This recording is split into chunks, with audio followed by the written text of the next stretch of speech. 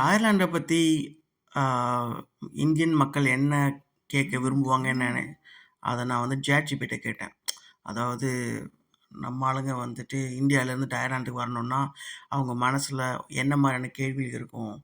அதாவது ஒரு முக்கியமான ஒரு 5 கேள்வி குடுன்னு சொல்லிட்டு நான் ChatGPT கேட்டேன். ChatGPT ஒரு 5 கொஸ்டின் குடுத்துருக்கு. அதோட பதில் என்னன்னு நான் சொல்றேன். பாருங்க, நான் கேட்ட கொஸ்டின் வந்துட்டு, "what are the top 5 questions asked by Indians who are planning to migrate to Ireland?" இதுதான் என்னோட கொஸ்டின்.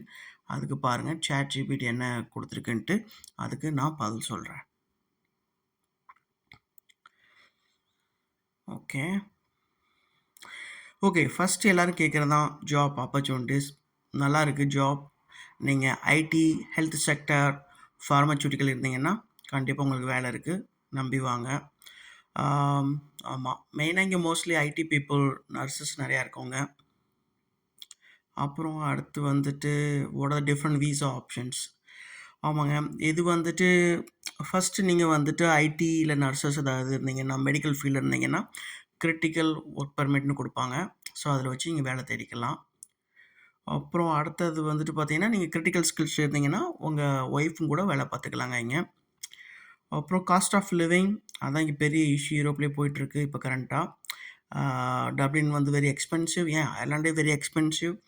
நான் வந்தத விட இப்ப பார்த்தீங்கன்னா, ஒரு 200-250% ரென்ட் இன்க்ரீஸ் ஆயிருக்கு. ஸோ, நீங்க காஸ்ட் ஆஃப் லிவிங் தான் உங்களுக்கு பெரிய ஃபேக்டரா இருக்கும். அயர்லாண்ட் மைக்ரேட் பண்ணீங்கன்னா, அது மட்டும் உங்களுக்கு செக் பண்ணிக்கங்க. ஒருவேளை இங்க நீங்க வரதா இருந்தா. ஆமா. Ah cost of living biggest issue in the Europe now. அடுத்து how is life in Ireland for Indian families? Life is super cool. Nothing to complain. என்ன கண்டிப்பா நீங்க வந்துட்டு கார் ஓட்ட பழகிக்கங்க. You must have a car. Otherwise கொஞ்சம் கஷ்டம். ஆமா. Irish people are very friendly. ஆ அங்கங்க சில இன்சிடென்ட் நடக்கும். அதெல்லாம் காதுல வாங்கிக்காதீங்க. So be nice and be friendly with the people. Nothing to worry. Ireland is a really good place to be. அப்புறம் மத்த கண்ட்ரியோட ஏன் அயர்லாண்டுக்கு வரணும்?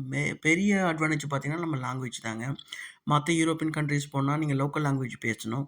இப்போ ஃப்ரான்ஸ்ல ஃப்ரெஞ்ச் பேசுவாங்க. ஜெர்மனி, டாய்ஷ் அந்த மாதிரி இருக்கும். ஸோ, நீங்க நீங்க இங்க அயர்லாண்ட்ல பார்த்தீங்கன்னா, இங்கிலீஷ் ஸ்பீக்கிங் கண்ட்ரி தான். ஸோ, ஈஸியா மேனேஜ் பண்ணிக்கலாம். ஸோ, கண்டிப்பா அயர்லாண்ட் கன்சிடர் பண்ணலாம். வேற ஏதாவது கொஸ்டின் இருந்தாலும் கேளுங்க.